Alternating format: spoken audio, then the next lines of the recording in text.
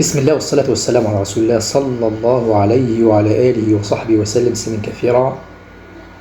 السلام عليكم ورحمة الله وبركاته. نستأنف حديثنا ضمن السلسلة الخاصة بالأجهزة الطبية. هتكلم النهارده على موضوع جهاز قياس الضغط من خلال عنصرين. العنصر الأول إزاي أختار جهاز قياس الضغط الصحيح أو المناسب أو الأفضل. العنصر الثاني هتكلم فيه عن الاعتبارات المفروض أراعيها أثناء قياس الضغط علشان أوصل لقياس دقيق. العنصر الأول إزاي أختار جهاز الضغط المناسب. مبدئيا لازم نعرف إن أجهزة قياس الضغط نوعين: أجهزة قياس الضغط الزئبقي وأجهزة قياس الضغط الديجيتال أو الرقمي. في العموم أجهزة أو جهاز قياس الضغط الزئبقي أفضل، قياساته أدق من أجهزة قياس الضغط الديجيتال أو الرقمي، ده في العموم. طيب إيه المزايا اللي في أجهزة الضغط الزئبقي وإيه العيوب؟ المزايا إن أجهزة الضغط الزئبقي أو جهاز الضغط الزئبقي قياساته دقيقة، دي ميزته.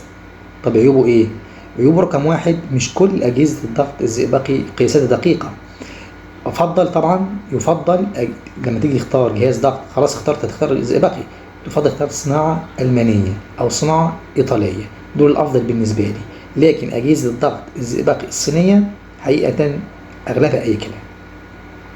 طيب إيه العيب التاني؟ العيب التاني أثناء استخدام جهاز الضغط الزئبقي لازم يكون حريص جدا، لأن الأنبوبة اللي فيها زئبق اتكسرت مش مشكلة في الأنبوبة نفسها يعني حد أقصى تبقى 50 جنيه. الإشكالية في الزئبق نفسه بقى غالي جدا جدا جدا. فلو حد جاب مثلا جهاز ضغط زئبقي واستخدمه وحصل كسر في الأنبوبة وفقد زئبق، هيلاقي نفسه بيتكلف تقريبا جهاز تكلفة توازي شراء جهاز ضغط جديد بجد بلا مبالغة. طيب النوع الثاني من أجهزة الضغط جهاز الضغط الديجيتال أو الرقمي. ايه مزاياه وعيوبه؟ عيوبه اغلب اجهزه الضغط الرقميه او الديجيتال اغلبها مش دقيق، لكن مش كلها.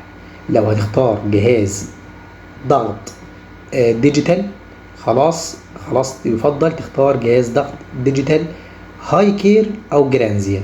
جرانزيا رقم 1، هاي كير رقم 2. النوعين دول افضل نوعين اجهزه الضغط رقمي او ديجيتال. طيب مزايا اختيار جهاز الضغط الديجيتال ان هو سهل الاستخدام. لو اخترت جهاز جرانزي او هايكير خلاص انا اتغلب او معنى صح اتفادى واتجنب اشكاليه عدم دقه قياسات الضغط الديجيتال. ده العنصر الاول كده خلص. طب العنصر الثاني ايه الاعتبارات اللي المفروض اراعيها اثناء قياس الضغط علشان القياس بتاعي يكون دقيق؟ رقم 1، ما ينفعش ابقى بذلت مجهود وعلى طول ادخل على القياس. لا مثلا جاي من مشوار، اتحركت كتير، طالع سلم، جاي من مشوار، ما اقعدش كده على طول اقيس على طول، لا لازم اخد نفسي واستريح شويه علشان قياس الضغط اثناء او بعد بذل مجهود بيطلع نتائج مش دقيقه. الاعتبار الثاني وانا بقيس الضغط، يفضل ان خلاص انا اقيس في دراعي كده، يفضل دراعي ما يكونش فيه عرق. لو في دراعي فيه عرق هيأثر برضو على النتيجه. ده باختصار موضوع جهاز الضغط، ازاي نختاره وازاي نقيس صح بعد اختياره. شكرا جدا ليكم، والسلام عليكم ورحمة الله وبركاته.